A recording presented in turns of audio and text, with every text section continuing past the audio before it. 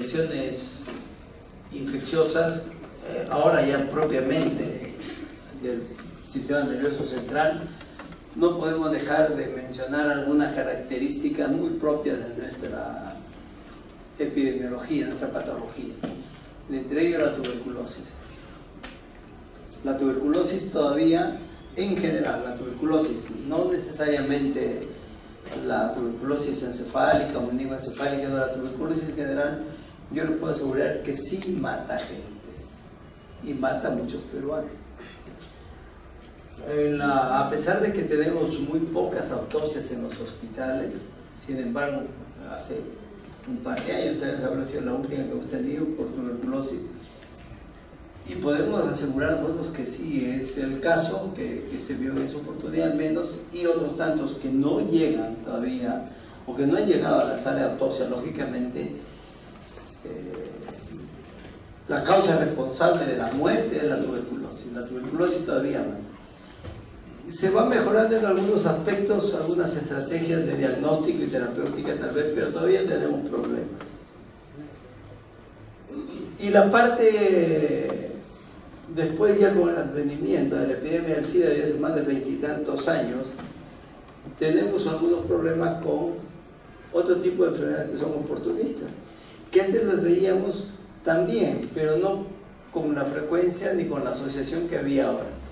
Había otro tipo de inmunodeficiencia por nutrición, por alguna otra causa, por tratamientos, en fin, y veíamos.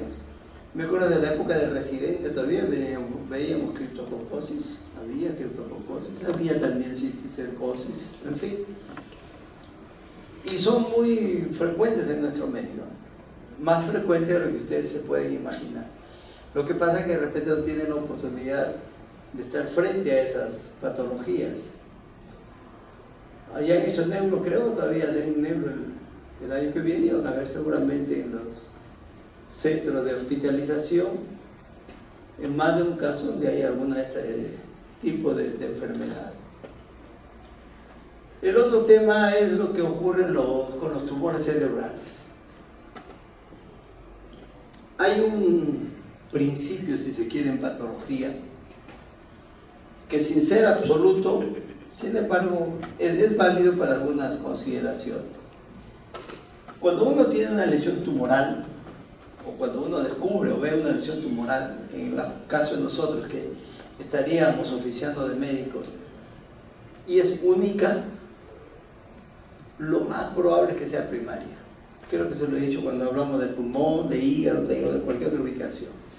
Y aquí también se cumple, al pie de la letra también cuando es en el encéfalo. Si el tumor o la lesión tumoral es única, la primera posibilidad es que sea primaria. Y cuando son múltiples, sí, pues al contrario, se va al otro espectro, y lo más probable es que sea metastásica. Y ya nosotros conocemos cuál es el riesgo que hay, o la suerte que puede correr un paciente que tenga una lesión única primaria en alguna parte del cuerpo, o que tenga múltiples lesiones y que sean metastásicas, ¿no? El pronóstico se ensombrece tremendamente y de repente la suerte del paciente está echada. Sin embargo, en lo del perfil que tiene o que debe tener un médico general, lógicamente no vamos a esperar de que tengan la fineza, la capacidad de hacer un diagnóstico de un tumor cerebral. Pero si existiera la sospecha, o hay alguna forma, de repente en alguna localidad donde estén trabajando, si quiere hacer una placa simple de encéfalo, sin llegar todavía a hacer tomografía, en fin, y si va un poquito, otro centro un poquito más complejo, de repente hasta tomografía, y le puede salir. ¿Pero qué van a hacer? Nada. ¿Qué tendría que hacer? Más bien hacer la evacuación o la derivación lo más rápido posible a un centro especializado. Y eso sí estamos en capacidad de hacerlo, no solo en capacidad ni la obligación de hacerlo, porque los problemas que no se pueden resolver en un nivel de atención, lógicamente hay que evacuarlos a uno de mayor complejidad. Y llegar a empezar los centros de capitales de provincia, ni siquiera de provincia, de departamento, y por qué no a los capitales de región o de la República, porque quiere un tratamiento muy especializado. Tanto porque sea una lesión benigna o porque sea maligna, pero hay que entrar y cualquiera no entra al cráneo a hacer una intervención. Habrá algunos rasgos que ustedes los pueden inclinar mucho desde el punto de vista clínico también, o de la ubicación, o de la forma que tenga de presentarse en las imágenes, para sospechar si esta podría ser benigna o maligna, y le puede dar chance en algún momento siquiera a poder planificar bien su trabajo. Pero si ya tenemos la oportunidad, que lógicamente probablemente la mayoría de ustedes va a terminar siendo especialista en alguna especialidad, después el único que va a ver seguramente tumores cerebrales va a ser el neurólogo o va a ser el neurocirujano. Y por ahí los clínicos también, ¿no? Porque hay una sospecha de repente de una cuestión metastásica, en fin. Pero si vamos a cuestiones de tratamiento, básicamente ellos, y lógicamente también por ahí el oncólogo, ¿no? Porque si hay que dar tratamiento y necesita radioterapia o necesita quimioterapia, ya la especialidad que se encarga de eso es otra. La quimioterapia está avanzando muchísimo últimamente. Entonces, si bien quizá en la mayoría de los casos son con fines curativos, sin embargo con efectos o con posibilidades o propósitos paliativos para hacer más llevadero el problema, o en todo caso para alargar la vida, la hay. Como otra parte del organismo, no todos los tumores tienen la misma posibilidad de ser sensibles o no al tratamiento. También ocurre esto aquí en el encéfalo. Algunas características entonces vamos a ver ahora de las infecciones del sistema nervioso central. Y como cualquier otra parte del organismo también puede estar afectado o comprometerse por diferentes entes biológicos. Infecciones bacterianas, yo creo que aquí estaría tal vez entre las mayores frecuentes en nuestro medio. Meningitis, la última vez que hemos hecho una meningitis bacteriana de necesidad mortal, así, creo que la fotografía que les traemos ahí es de un pobre joven que venía evacuado de la zona de Ayacucho, y le supuraba el oído, tenía un morillo que salía, pues, le goteaba ahí, pero después hacía una meningitis, y ustedes ya saben por anatomía la relación íntima que hay entre el oído medio y el encéfalo. Entonces por ahí se fue y lo mandaron al pobre hombre acá, y en 1 o 2 días se murió, así que no. Sin embargo, el diagnóstico se había hecho antes, allá mismo, por la otitis media supurada, y además después se les complica. Bueno, entonces infecciones bacterianas agudas que pueden comprometer el envoltorio, es decir, la meninge, sea una meningitis bacteriana o purulenta o piógena, también lo pueden encontrar así. Puede comprometer el encéfalo, en cual entonces ya no sería solamente una meningitis, sino una encefalitis. Y como hay la íntima relación, casi siempre cuando hay meningitis, por lo menos la zona más próxima, la que está más cercana, en el encéfalo, también tendrá una reacción quizá. Pero esto también se puede complicar, y eventualmente podemos tener una colección de pus dentro del encéfalo, cuyo caso sería un absceso cerebral. Imagínense ustedes, 1, 2, 3, 5 centímetros de pus dentro del encéfalo. Lo que puede pasar si cualquier proceso infeccioso que ustedes de repente han tenido en la piel, un mínimo de cantidad de pus es molestosa, lo que puede ocurrir en el encéfalo. Pero también puede ser una colección que esté de repente debajo de la meninge, por ahí podría ser un absceso, ¿no? Meningio o epidural, como se señala en algunos hemorragias, un hematoma epidural o subdural. También puede ocurrir en esos casos. Lo hemos visto más frecuentes en niños, y especialmente en los niños menos favorecidos que tienen dificultades de alimentación. Yo hace muchos años ya que no voy al departamento de patología del Hospital del Niño, pero cuando hacíamos la residencia, los que rotábamos por ahí, y había, en esa época había muchísimas autopsias todavía, diariamente. Yo creo que el Hospital del Niño nos faltaban unas 4 o 5 autopsias de niños diarias, ¿eh? Muchos de ellos con meningitis tuberculosa y bacteriana también. En adultos esto es un poco menos frecuente, sin embargo hay, en cualquier latitud. Y vamos a ver por qué puede esto complicarse o puede llegar.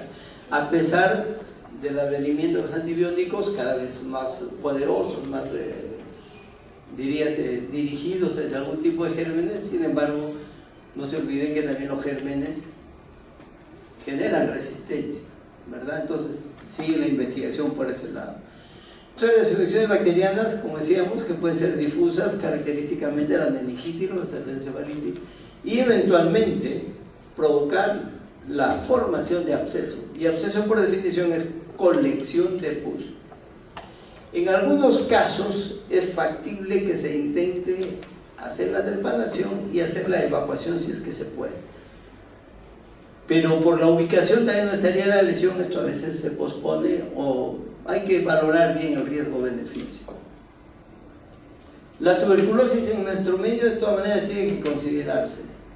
No es extraño que un paciente que está siendo diagnosticado de tuberculosis pulmonar, por ejemplo, o intestinal o ganglionar, está con un esquema de terapia, está más o menos bien y de repente, bruscamente se complica con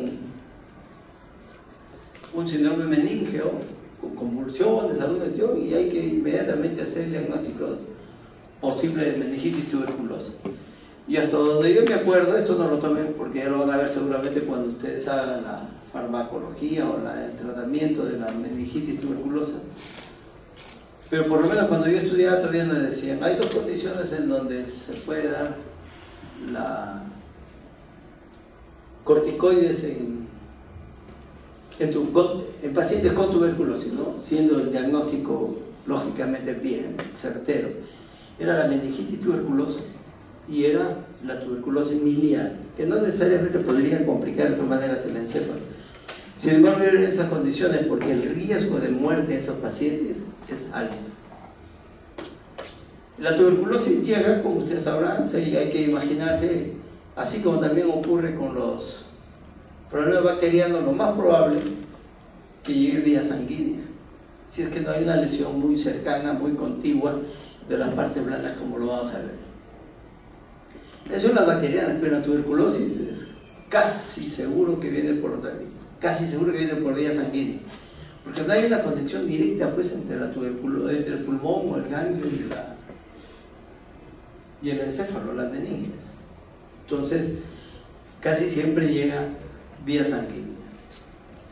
Infecciones por hongos también las hay, así como hay micosis pulmonares, micosis de otra ubicación, en la piel, etc. Puede haber también compromisos encefálicos. Infecciones virales también las hay. Un herpes puede ser una meningitis herpética.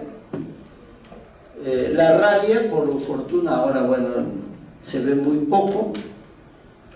Sin embargo, cuando hay un riesgo de que algún sujeto haya sido mordido por un mamífero que puede tener potencialmente riesgo de tener rabia, lo buscan y ahora por todos lados, ¿no? Tanto epidemiológicamente por radio, televisión, van a la casa, en fin, porque si se le declara la rabia, ese sujeto se muere. Y hay estrategias que ustedes seguramente ya la van a ver cuando tengan que hacer su curso, ¿no? Si conocen al perro lo pueden observar, pero si no lo conocen, lo más fácil es ir y ponerse las vacunas. No solamente es cuestión de la rabia de ciudad, ¿eh? Los que viven o que son de la selva o de la sierra también, en zonas no muy altas todavía, puede haber, y de hecho hay rabia por murciélago. El murciélago también puede morder, los vampiros pueden morder y puede transmitir la rabia también.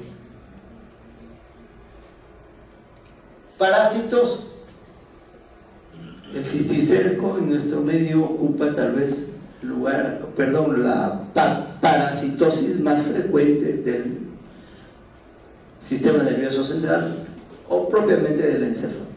Tanto que hay muchos términos que de repente lo van a ver por ahí, neurocisticercosis. Neurocisticercosis significa que una cisticercosis del sistema nervioso central.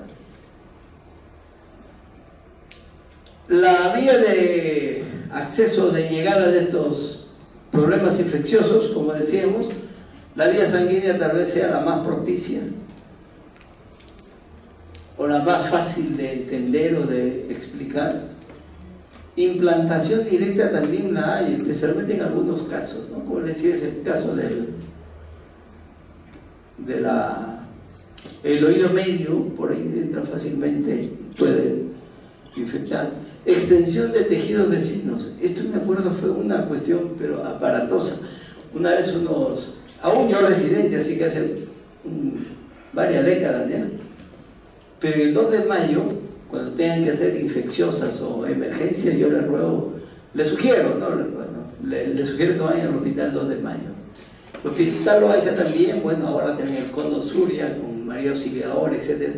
Porque ahí se ve todo. ¿Por qué? Porque hay mucho accidentado, especialmente los fines de semana, y quiere que no, hay gente marginal como ustedes conocen.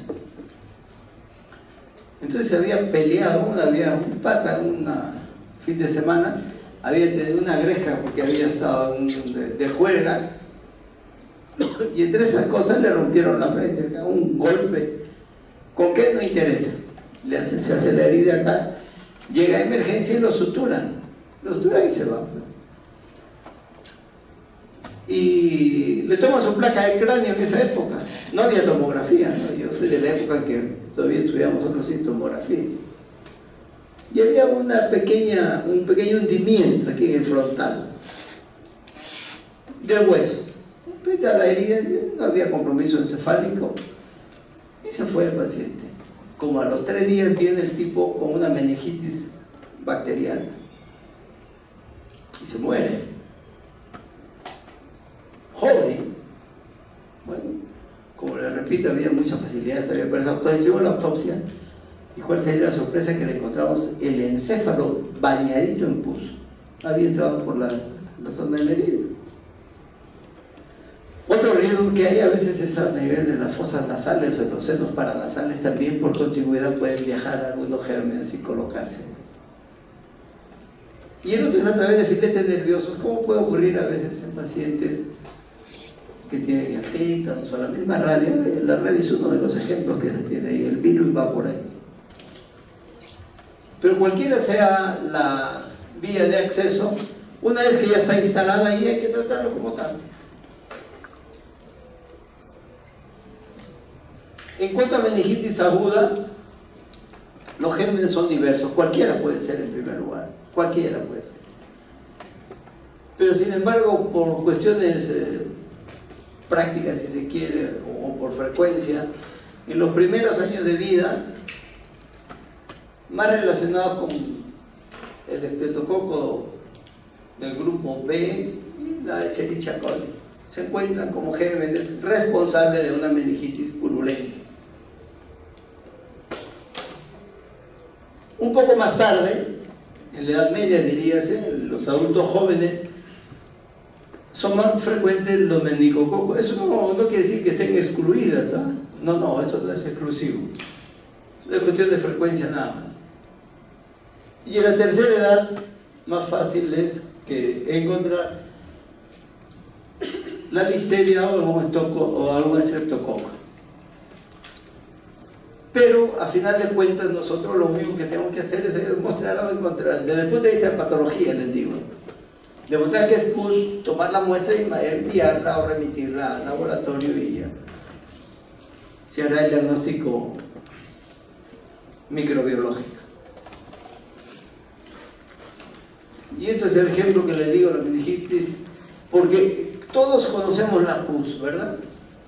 Si esa pus yo la veo en la meninge, el diagnóstico está hecho, no hay mucho que hacer. Es una meningitis purulenta. ¿Cómo la reconozco yo? Debajo, inmediatamente por debajo o por encima también de la paquimeninge, encontramos estas estructuras que verán. Aquí hay una gota de pus que ya va a caer. Y una turbidez en todas las meninges. sin que esto sea excluyente tampoco, se dice, se argumenta que, por ejemplo, las meningitis purulentas se ubican con mayor frecuencia envolviendo todo el encéfalo o las convexidades de los hemisferios. Sin embargo, en la tuberculosis y en la tuberculosis, por ejemplo, es más fácil o más frecuente encontrarla en la base del cráneo. Pero la única manera después de saber si es A, B o C es identificando en el tejido qué tipo de lesión hay o complementando lógicamente con el estudio microbiológico. Entonces aquí ya está hecho el diagnóstico, es una meningitis purulenta. Hacemos los cortes de la zona comprometida y tenemos aquí. Es de la meninge que diría que es un espacio virtual, no es virtual, es real, porque a través del espacio subaracnoideo, como ustedes conocen, discurre el líquido cefalorraquídeo. Y hay algunas células que son característicamente mononucleares, pero muy pocas. Sin embargo, aquí miren cómo se ha dilatado el espacio, si se quiere, porque esta capita debería estar pegada acá. Se han ingurgitado los vasos que discurren por la meninge y está copado, está poblado por esta infinidad de células inflamatorias que en la histología no hay mayor resistencia y uno lo pone como que es una meningitis purulenta o infecciosa por el componente celular, predominantemente polimorfos nucleares, como en cualquier otra ubicación también. Como esto no es un límite ni es una barrera hermética, sencillamente la zona más adyacente probablemente tenga también alguna reacción inflamatoria y por qué no también infecciosa de repente dentro del encéfalo. Y si no, no importa, por vecindad también se congestiona porque no está separada del encéfalo. No se olvide que la paquimeninge, que es la pía madre de la aracnoides, prácticamente están adheridas al encéfalo. Y entre la pía madre y el aracnoides es donde está el espacio.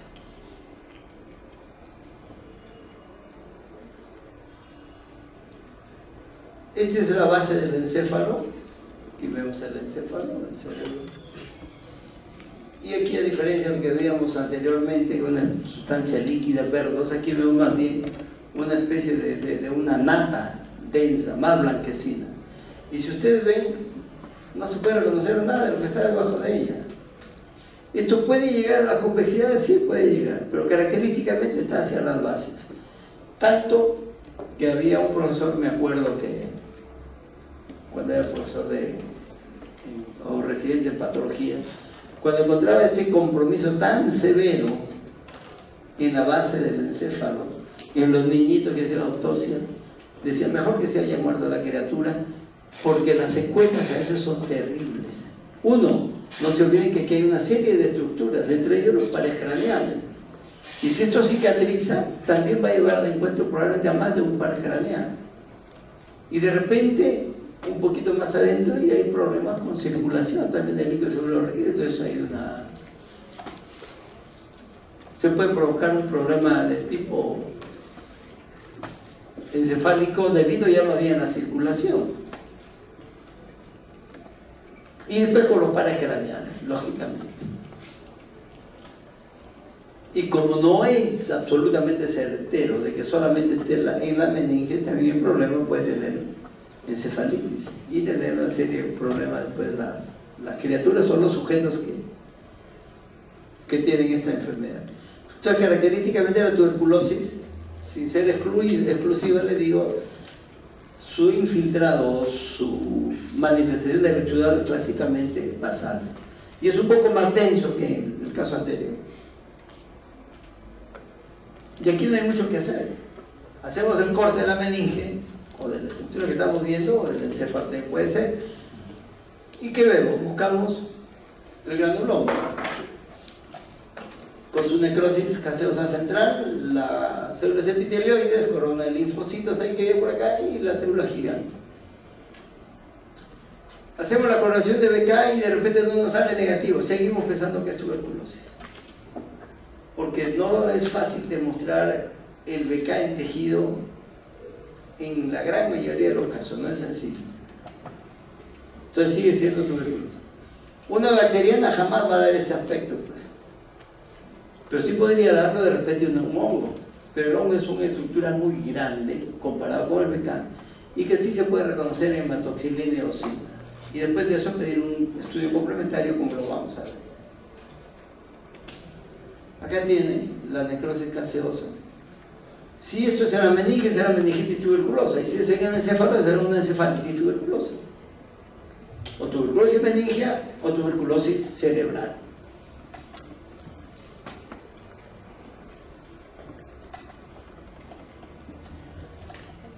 Aquí la cuestión cambia un poco para que vean. También puede estar en el meninge o en el encéfalo. En el encéfalo tiene otra particularidad, como que hace unas especies de quistes o pseudoquistes, para no emplear mal el término, que se parece también a veces a otro tipo de parásitos.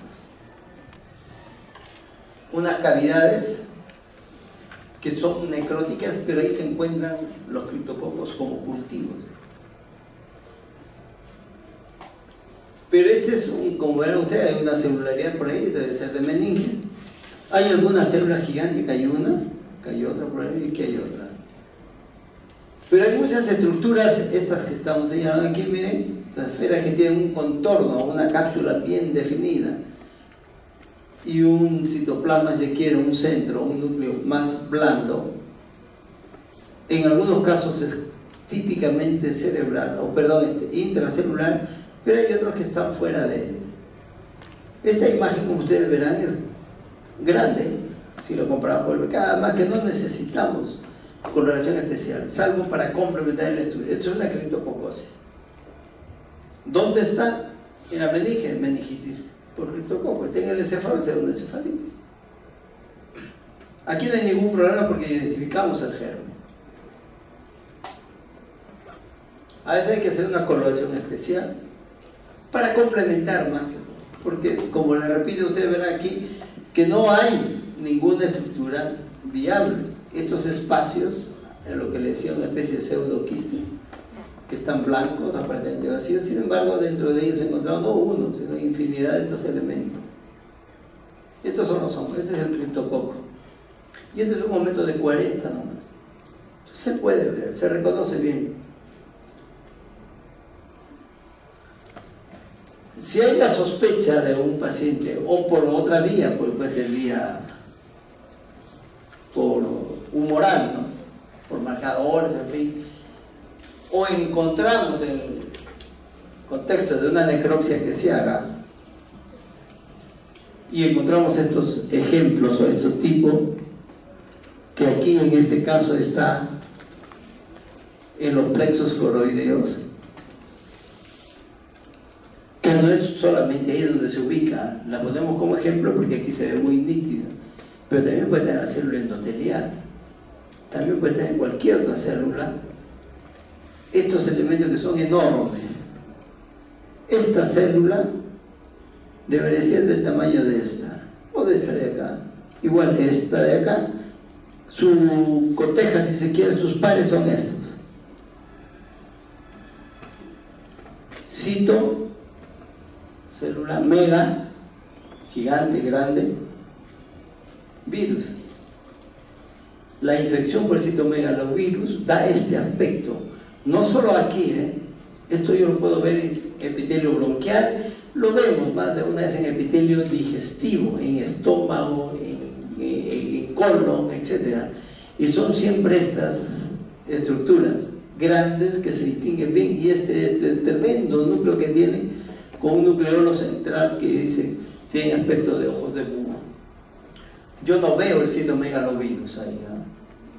Veo las consecuencias de, si revisamos parte cómo se producen los efectos citopáticos en las infecciones virales, en algunas de ellas se da inclusiones o intracitoplasmáticas o intranucleares, y a veces vecinas de las dos, tanto en el núcleo como en el citoplasma.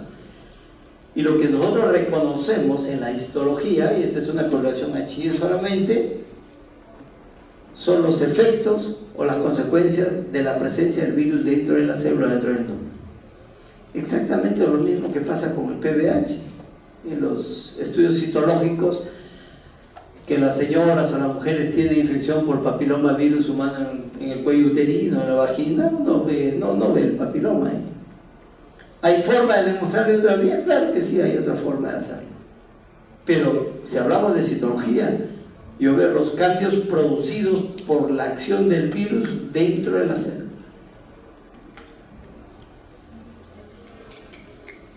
Y aquí, no sé si han tenido oportunidad de ver de repente en alguna parte, porque donde tenemos este museo, este es uno, miren, cuenten a ver cuántos hay, si es que alcanzamos a contar. Unas esferitas, que si ustedes la ven ahí, son globitos, como que tuvieran un líquido dentro de ella, transparente, bien definida, y unas estructuras que quedan flotando por ahí. Miren que este es un corte que tiene dos dimensiones nomás, ¿no? Largo o alto y ancho, si se quiere. ¿Se pueden imaginar cuántas tenía en el encéfalo de este pueblo? Puede contarse por cientos. Cientos. El último caso que tuvimos nosotros en el hospital, le digo, había por encima, nada, sin cortarlo todavía, es decir, por aquí, lo que era evidente a través de la meninge, le contamos más de 120. Estos son cisticercos. Dependerá de la magnitud de la infección y más aún de la ubicación del parásito para que este paciente o estos pacientes puedan tener manifestaciones inclusive severas, porque puede provocarles una hipertensión endocraniana si es que se ubica muy próximo a uno de los canales de drenaje, o puede provocarles convulsiones si es que están muy próximos o comprometen a un problema, alguna zona epileptógena, o puede provocarles deficiencias si es que están justamente en el área motora, que ustedes lo conocen, o problemas de tipo del habla, etcétera, de acuerdo a la ubicación que tenga. Ahora miren ustedes la cantidad de parásitos que hay. En el supuesto que este paciente hubiera sido diagnosticado como que de repente ha sido, y le ha dado tratamiento, pero cuando se mueren estos elementos, ¿dónde se van a ir? No van a salir, se van a quedar ahí. Entonces lo que vamos a evitar es que sigan creciendo, pero ya el parásito se quedó. No es lo mismo tener 1 o 2 que tener pues 500, ¿verdad? Esto todavía hay en nuestro medio. Así como hay aquí, también puede haber en la médula espinal, ¿eh? En el canal también lo hemos dicho alguna vez. En la histología no es nada difícil verlo ahí, y esta es parte del quiste que está dentro. En el caso aquí puede estar dentro del encéfalo, dentro del pulmón, porque puede tener otras ubicaciones subcutáneas, en fin. El hecho de reconocer el germen, el parásito en este caso.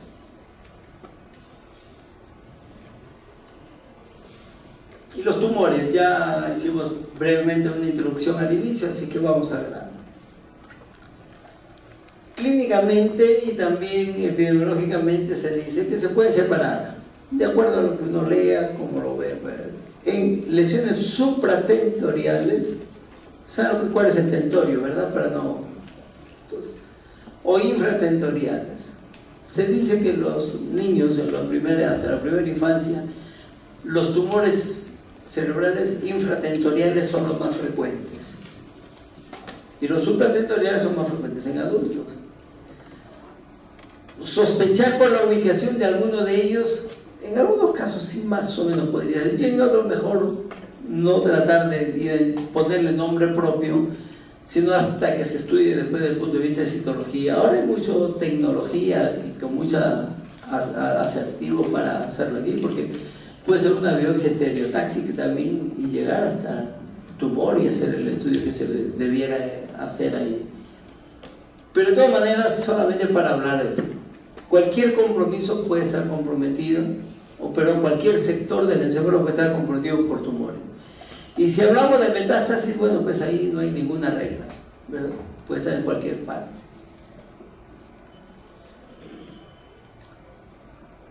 cualquier parte del encéfalo puede estar comprometido.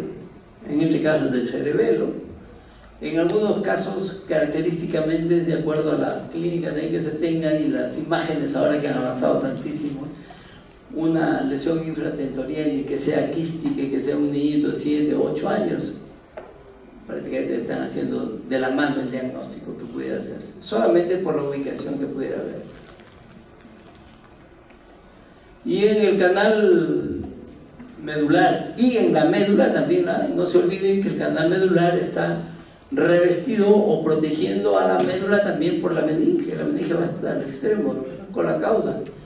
Y también puede haber, así como hay tumores primarios de la meninge, el encéfalo también lo puede haber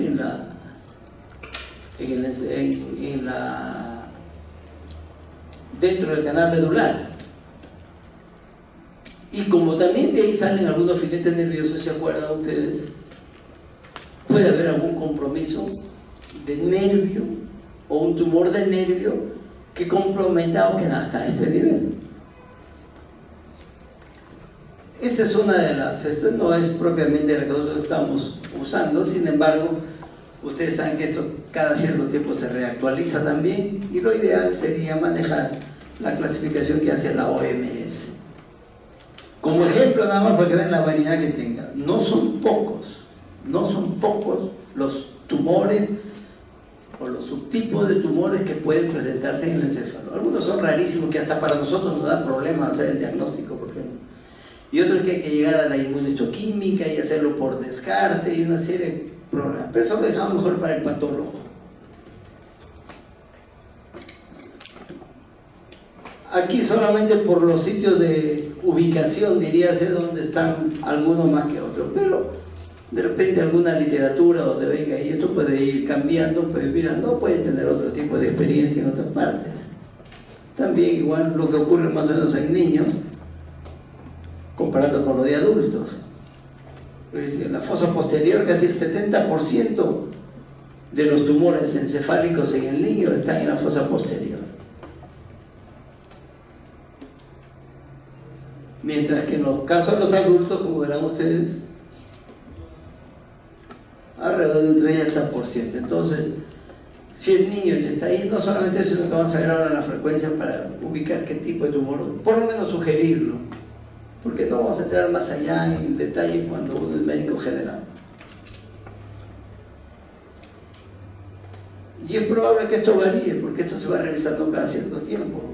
Esta es la OMS,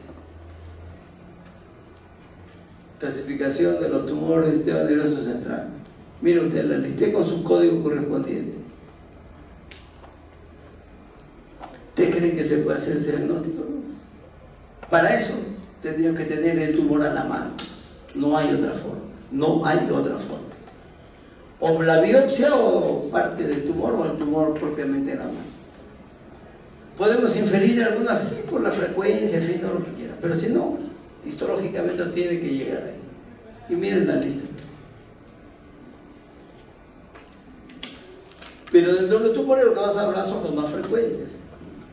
Los raros son raros y serán raros siempre para el neurólogo, para el neurocirujano y para el patólogo también y para todos.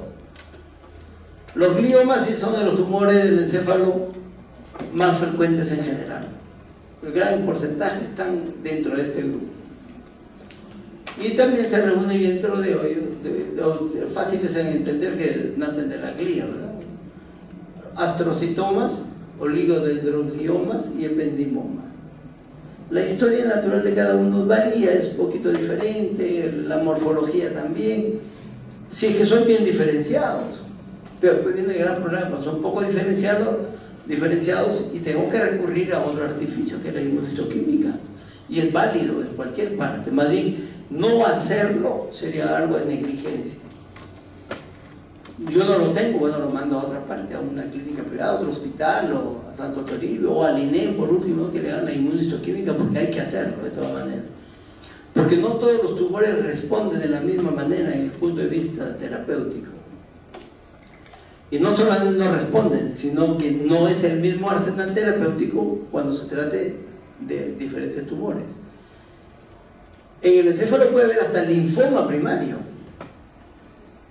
Y el linfoma no es un tejido, el linfocito no es un tejido propio del encéfalo. No puede haber un tumor primario encefálico. Como puede haber un tumor primario de meninge, que es muy fácil. Vamos a ver algunas fotografías. Si el cirujano o la imagen dice que está ahí y el cirujano entra y saca y está pegado a la meninge, pues tiene que ser meningio. Por lo menos lo más frecuente. Astrocitomas, clínicamente también algunas diferencias entre ellos. Estos adultos están mucho más frecuentes en adultos, entre estos extremos. Y el otro detalle que tienen casi siempre todos los tumores, por eso lo vamos a repetir, no tienen límites definidos. Ese es un gran problema que tenemos en cuanto a los, inclusive a imágenes también, y lógicamente para el cirujano, que no tienen límites definidos. Infiltran, dice, difusamente la sustancia blanca, corteza, ganglios basales, etc. Entonces, ¿hasta dónde reseca el cirujano? Muchas veces lo único que hace es llegar al tumor, hacer la resección lo más que se pueda y mandar la patología para que tipifique bien el tipo de tumor que sea. ¿Por qué? Porque no tiene esos límites. Y eso es común, ustedes saben, en toda o la gran mayoría de la neoplasia maligna. Y después tenemos principales tipos histológicos: astrocitoma infiltrante difuso, astrocitoma pilocítico por la forma o la morfología que tienen las células proliferantes, santo astrocitoma pleomórfico, glioma del tronco encefálico, en fin. Esto es lo que podemos sacar, pero no se olviden de la lista completa que hay. Vamos a ver lo que está consignado por lo menos en el texto de ustedes para hacerlo más frecuentes. Los tipos histológicos: astrocitoma difuso grado 1, grado 2, grado 3. Inclusive ahora puede variar un poco. Grado 1 dice que no existe. Mejor dicho, se diría que no hay astrocitoma difuso grado 1. Entonces este pasaría a ser grado 2. Este pasaría a ser grado 3 y este grado 4, o glioblastoma multiforme. Aquí no está corregido, pero en lo que les he mandado el viernes sí lo está. Digo, porque de ellos, los grados, aquí el más agresivo es el de acá. Y eso sí estamos obligados a nosotros poner, más que para el diagnóstico propiamente, para el tratamiento y el probable pronóstico que se tenga. Igual, tumor mal delimitado, grisáceo, infiltrante, incremento de células gliales en la periferia, especialmente pleomorfismo variable, prolongaciones astrocíticas positivas, algunos marcadores. La transición microscópica, ya lo hemos dicho, no es factible distinguirlo. Entonces el cirujano jamás podrá decir que está resecando de todo el tumor. No solo eso, sino se corre el riesgo de que saque más de la cuenta, lo cual también es perjudicial, ¿verdad? Más aún si es que esté en lugares que son muy delicados o que tienen mucha responsabilidad en alguna de las funciones superiores o mecanismos. Aquí tienen astrocitoma en el hemisferio cerebral.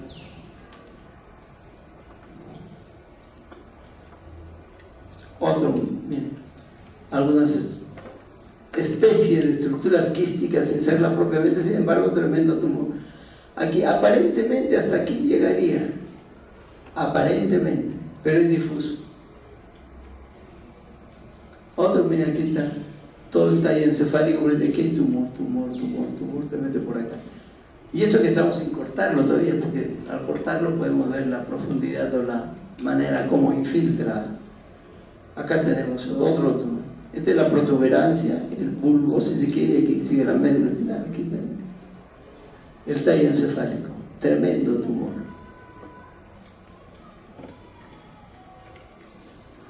Y en la histología, que no es preciso porque tampoco lo sé. Si a mí no me dicen que este es un tumor de cerebro, yo diré que este es una neoplasia. Tengo que saber de dónde viene, lógicamente. ¿Por qué? Porque ya hemos dicho que no se puede distinguir entre lo sano y lo patológico, o lo patológico y lo sano. Aquí lo patológico está acá. ¿Por qué lo puedo concluir yo? Por la cantidad de celularidad que hay. Sin embargo, aquí hay alguna que otra neurona que la puedo reconocer. Te puedo decir si es del encéfalo. ¿De qué parte sabe Dios? Por eso hay que saber siempre, especialmente aquí, de dónde viene la lesión, de dónde viene la muestra. Aquí sí se puede ver algunas células que están inclusive sobreviviendo Pero la infiltración es de otro tipo de células, la neoplásica, que si son muy pleomórficas esto no se puede reconocer. Aquí, por ejemplo, nadie va a suponer que esto es encéfalo, tumor muy anaplásico. No es para que lo reconozcan tampoco, porque si no se van a dedicar a la histología, no tiene sentido. Si no, le mostramos a manera de ejemplo nomás para que vean cómo a veces los tejidos van cambiando la estructura, la morfología. Y el glioblastoma multiforme, similar al astrocitoma fibrilar, pero además presenta necrosis, progresión vascular, células endoteliales, etc. ¿Ves? Son como eran tres detalles más finos que uno tiene que buscarlos en diferentes zonas o en diferentes muestras del tumor propiamente. Hay que buscar, a veces se encuentra un grupo glomeruloides, no se ve que la termiasamoide es parecido a... Entonces, que parecen glomérulos por ahí, pero si estamos en encéfalo no podría haber glomérulos, ¿verdad? Entonces ya uno comienza a buscar algunos artificios por ahí. La necrosis dice que es serpenteante, aparentemente una pseudoempalizada y una gliomatosis cerebral, que cuando uno la encuentra sí es mucho más fácil. Por ejemplo, de estos, lo más fácil de buscar, o lo más representativo sería la pseudoempalizada, porque eso sí me va a dar una opinión más o menos cerca. Y acá tiene el glioblastoma multiforme. Y es fácil de entender, ¿eh? Multiforme. Tiene varias formas o varios patrones histológicos dentro del propio tumor. Y es uno de los más agresivos.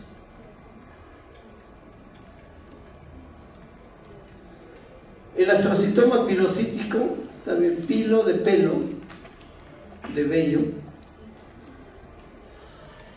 Y vamos a ver por qué se le llama así. Pero es más frecuente en niños y adultos jóvenes. Crecimiento muy lento. Su localización principal viene el cerebelo. La macroscopía puede tener estructura quística que puede ser más o menos delimitada, orientar a algo y obligará obviamente a hacer el diagnóstico diferencial con alguna otra estructura quística, como lo que vamos a ver cisticerco también. Quistidatídico nunca he visto en encéfalo, pero teóricamente puede haber. Sin embargo, cisticerco hay mucho. Células bipolares se consideran como pelos, como lo vamos a ver ahora.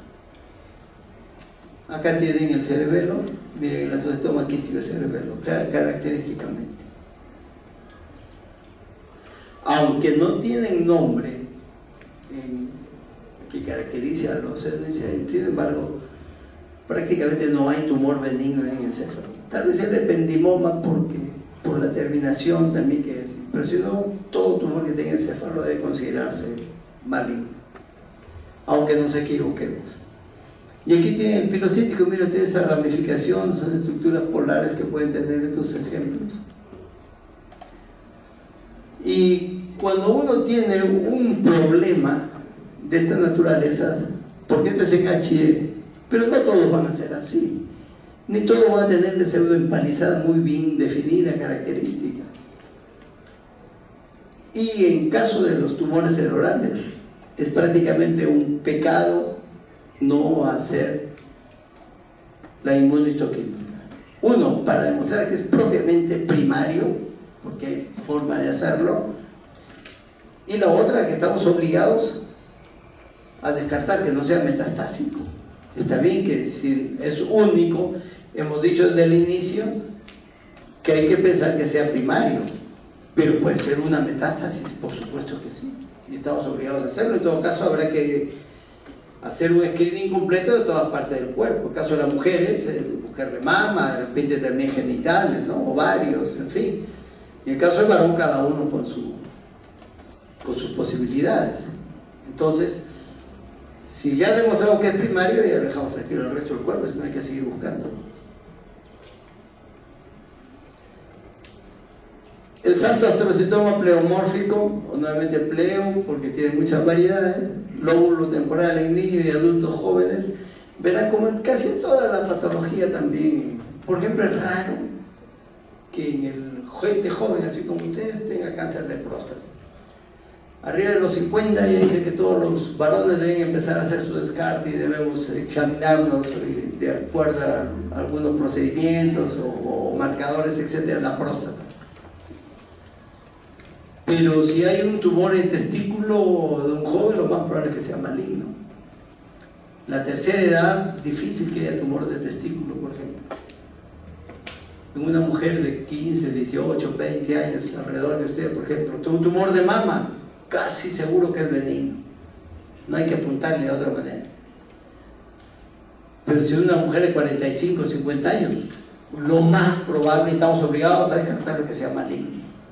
Entonces, eso de la edad es importantísimo, no es lo mismo. Y eso lo van a ver ustedes, si es que no lo han visto ya en enfermedades hematopoyéticas. Algún tipo de leucemias no se dan en viejos, en adultos, sí se dan en niños. Y alguna patología es prácticamente propia de niños, especialmente los linfomas o la leucemia, característicamente de niños. Mientras que los adultos también la hay, pero son otros tipos. Aquí ocurre casi lo mismo también. Por la ubicación y por la edad, obviamente algo nos orienta. La ubicación, lógicamente, está en las zonas temporales, de acuerdo a lo que estábamos viendo, también les decía, puede tener antecedentes de convulsiones, porque está en una zona, un territorio más o menos epileptógeno, o tener deficiencia motora de repente también, como ocurre en los pacientes que tienen derrame cerebral o infarto cerebral, como hemos visto. Aquí tenemos unas células neoplásicas cargadas de lípidos. ¿Y qué color son los lípidos? Son amarillentos, ¿no? Diría ser neutros cuando uno lo ve en los cortes citológicos, y uno lo ve ahí también.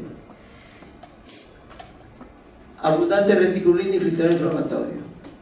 Y los otros son los gliomas del tronco encefálico, que también son fáciles de corregir de acuerdo a la ubicación que se tenga. Y este es uno de los aspectos de una famosa pseudoempalizada. Miren ustedes, esto de acá. Cómo se disponen, cómo se ubican estas células. Y uno puede sugerir por eso parte. Está más o menos parejo, no tanto, pero de todas maneras, no hay mucha disparidad si se quiere. No hay células gigantes, no hay mucha monstruosidad. Sin embargo, lo que sí tenemos que valorar también es el índice mitótico. Hay una mitosis anormal, acá hay otra mitosis anormal, acá hay otra. ¿Y por qué es importante esto? Porque eso nos dice sobre la potencialidad o agresividad del tumor. Hay forma, menos mal, ahora de valorar la velocidad de crecimiento de los tumores en general, sí la hay, desde el punto de vista inmunohistoquímico. Pero cuando no había la inmunohistoquímica, nosotros teníamos que echarnos a contar. Cada 50 o 100 campos de gran aumento había que contar cuántas mitosis había. Algunos protocolos todavía lo exigen. Y después hacer la inmunohistoquímica, como les digo, que nos da valores mucho más precisos en ese sentido. Esta es la famosa pseudoempalizada que les decía. Aparentemente arregladas, las células aquí alargadas aquí, y dentro de un centro o necrótico o de tejido conectivo. Los oligodendrogliomas son menos frecuentes, están en estos rangos, entre cuarta y quinta década, igual que nosotros estamos viendo. Masas grises bien delimitadas, aquí va de un poquito bien delimitadas, dice con quistes, hemorragias focales, etc. Y aquí hay un detalle que sí nos lleva a pensar en esta posibilidad. Primero, es esto de acá. No es propio de él, por si acaso. Sin embargo, si la hay que buscar, o nos orienta muchas veces. Si yo no encuentro la calcificación, tengo que empezar en el sí, pero de repente después de 2 o segundo o tercer lugar. Pero si entro en la calcificación, lo pongo primero y después termino de hacer eso. Eso es equivalente también a otro tipo de lesiones. Tumores papilares del ovario, por ejemplo, si que tienen calcificación, yo no sé qué es de ovario, tiene calcificación y obviamente es un papilar.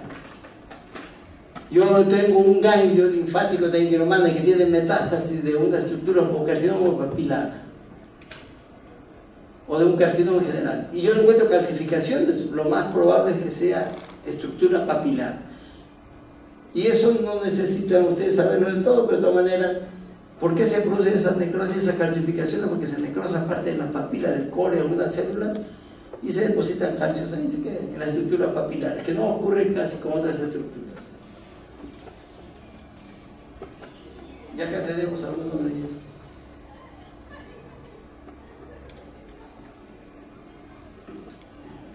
Los oligodendrocitos, si no nos acordamos, más o menos el tipo de linfocitos, más o menos, la glía casi es equivalente a lo de linfocitos, redondos, más grandes, más pequeñitos, en fin. Y acá tienen algunos de ellos, poblaciones. Aquí también una regularidad, si se quiere, en el tamaño y forma de los núcleos. En este caso habría que obligarse a hacer el diagnóstico diferencial con linfoma también. Un linfoma muy parecido. Ya dejamos a los tumores primarios propiamente del encéfalo y vamos a ver, porque se hablaba del epéndimo, las células ependimarias, tenemos que saber dónde están. ¿Dónde están las células ependimarias? Son las células que cubren o recubren parte o la superficie de los ventrículos y los que forman los plexos coroideos en general. Y también, lógicamente, en la superficie, como estaba diciendo, de las meninges, porque van hasta abajo, en la médula espinal también se puede encontrar. Se origina en las células que revisten los ventrículos y el epéndimo. ¿Se acuerdan cuál es el epéndimo? ¿Ah? ¿Se acuerdan? No. Es el canal central que baja por donde discurre el líquido cefalorraquídeo. Localización. Niños y adolescentes en el cuarto ventrículo. Entonces, de repente una manifestación primaria es una hidrocefalia o cefalea, si usted se acuerda de la edad del niño, ¿no? Cuanto más tierno sea, la hidrocefalia es mucho más fácil y se confunde con otra patología porque la criatura todavía no da razón en los primeros meses, dirías. Pero si tiene 4, 6, 8, 10 años y ya está soldada el cráneo, ya tiene el problema de otro tipo, ¿no? El cuarto ventrículo. En adultos es mucho más frecuente, sin ser exclusivo obviamente, porque puede, y lo hemos visto a veces de plexos coroideos. Macroscópicamente, masas sólidas o papilares, aquí sí se reconoce bien, y más aún por lo que están, raramente infiltran, crecen, ocupan espacio lógicamente y comprimen estructuras vecinas, algo similar a lo que ocurre con los meningiomas. En la microscopía son células de núcleos redondeados y ovales, abundante cromatina granular. Y estos sí son bien reconocibles, diría, son bien diferenciados, que uno los puede reconocer fácilmente. Y además por la asociación de la zona donde los sacan. Aparecen algunas estructuras pseudoglandulares o con pseudo-rosetas, que las vamos a ver ahora. Y después que no tienen mayor importancia o trascendencia desde el punto de vista pronóstico, si se quiere, más importante en este caso es la ubicación. Sin embargo, hay unos subtipos histológicos: ependimomas mixopapilares, subependimoma, papiloma plexo coroideo. Si a mí me dicen que es una zona papilar de plexo coroideo, tiene que ser un papiloma plexo coroideo. Y si ven papiloma, es un tumor benigno. Por lo tanto, los ependimomas no amenazan desde el punto de vista biológico la vida del paciente, cosa que sí ocurre en todos los gliomas.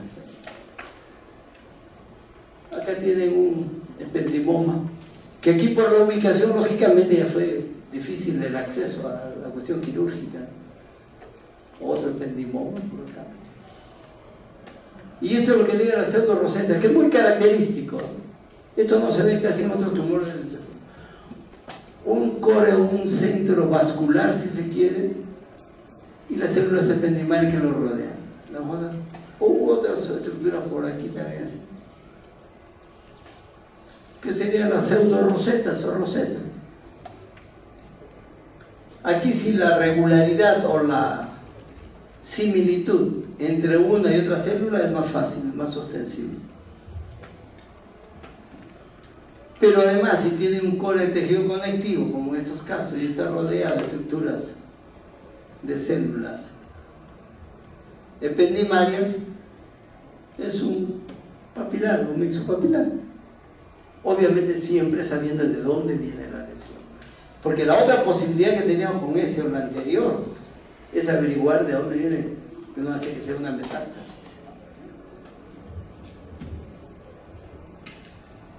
¿Conocen Huancaya? Vayan a visitar, es un lugar muy bonito. Y está por aquí, va subiendo por Cañete. No hay mucha hotelería, por si acaso, así que tienen que ir a sufrir un poco el frío, pero muy bonito, una zona natural todavía, menos mal virgen, muy bonito. El medulloblastoma, esto sí diría ser casi exclusivo de niños, más frecuente mucho, y solo dicen los autores que se ve en el cerebelo. No sería raro alguien que después ya haya descrito de repente otra ubicación, en fin, pero por eso la ubicación. Es un tumor bien delimitado, color gris, friable, y las células clásicamente vamos a ver cómo se presentan. Tiene un elevado índice mitótico, lo que refleja también o se manifiesta como una rápida diseminación. Cuanto más mitosis hay, lógicamente el tumor se está reproduciendo. Ya que tiene uno de ellos una masa gris, blanquecina si se quiere, o fácilmente deleznable, que se cae también, sin límites definidos, y tiene este aspecto. Este es muy característico. Tal vez con lo que podría uno pensar un poquito más diría con el ependimoma, pero si le dice que hay de otra parte, ya es un medulloblastoma. Y los meningiomas, ¿dónde se origina? La célula meningotelial del aracnoides. Muy típica es esta también, a pesar que tiene subtipos, pero basta con que sepa que es meningioma, porque hay como 8 o 10 tipos o subtipos de meningioma, pero no vamos a entrar en detalles. ¿Localizado dónde? Fundamental, en la superficie cerebral o en el sistema ventricular. Mucho más frecuentes arriba, en la superficie cerebral. Masas redondeadas o placas bien delimitadas adheridas a la dura madre. Este es el detalle fundamental. ¿Dónde nace? En la aracnoides. Y se está pegado. ¿Puede extenderse al hueso adyacente? Sí. Por vecindad, sin ser maligno, puede extenderse hacia el hueso. Varios patrones histológicos, acá hay escaso valor pronóstico. Esta es la onda del cerebro, esta es la caja lógicamente craneana, están viendo. Este es el meningioma. Tanto que ha podido sacarse el encéfalo y se ha quedado ahí porque está pegado a la meninge. Acá tienen otro, habíamos sacado, se ha evacuado, porque esta es la calota, ¿no? Cortada se salió y esta es la parte de la convexidad, si se quiere, tremendo tubo. Y muchas veces es encontrar de manera incidental, se ha hecho autopsia por otra causa. Eso tenemos por lo menos en la poca experiencia que tenemos, me dijeron los 3 o 4 casos que hemos visto, hemos encontrado el meningioma, pero el meningioma no tenía nada que hacer con la enfermedad de fondo, ni tampoco venía por eso, no hemos encontrado de manera incidentalmente. Claro, cuando son pequeños nada más, pero cuando son más grandes sí ya las manifestaciones pueden ser evidentes. Acá tienen la meninge, tremenda masa tumoral, y aquí hay una depresión, pero no es porque haya infiltrado o el tumor ha nacido acá, lo que pasa es que ha crecido y ha comprimido el encéfalo. Eso quiere decir, nuevamente, en contraposición con los gliomas que hemos estado viendo, que este tiene límites definidos, y es tan cierto que los mercurios hasta aquí terminó el encéfalo, o el tumor, cosa que no se puede ver en los otros. Un meningioma aquí, bueno, aquí la ubicación también lo traicionó al pobre. Y vamos a ver la característica, como ven ustedes, aquel que haya visto alguna vez meningioma, es muy, diría ser relativamente sencillo hacer el diagnóstico después. Una población celular más o menos compacta en mantos o en sábanas, como dicen algunos autores, que después le vamos a ver algunos detalles que son muy típicos en caso de los meningiomas. Miren, esta forma de proliferar así, cuerpos de Bors llamaban antes, o remolinos. Aparentemente hacer como si fueran masas, el remolino aquí hay otro, por aquí hay otro, pero miren la regularidad en tamaño y forma de las células y son compactas, son sólidas. Y si me dice que esto viene de meningitis, fácil. El diagnóstico aquí es meningioma meningotelial.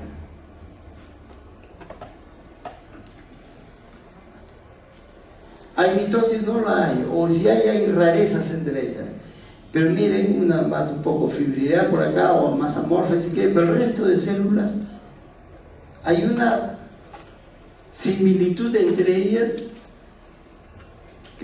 Puede haber rasgos malignos en el meningioma, sí es cierto, pero por definición el meningioma es una lesión benigna.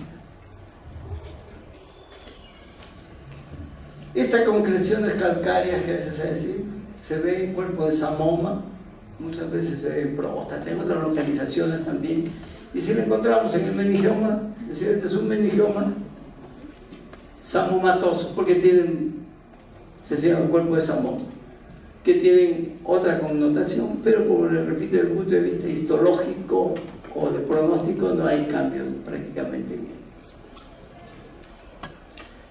Muchas gracias. Nos vamos, porque hay que ir a prepararles las preguntas. No, todavía no las he hecho.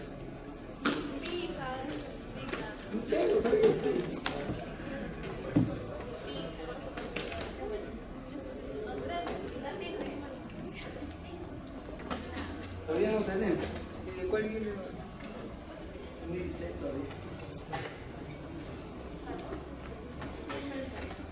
Vamos a ver. Ya la otra semana es el examen final, ¿no? A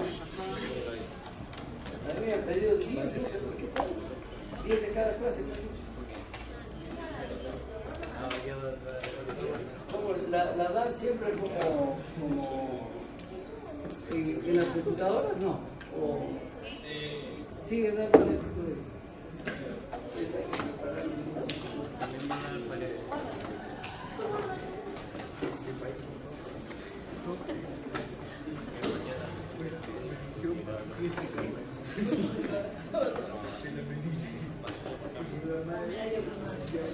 Thank you.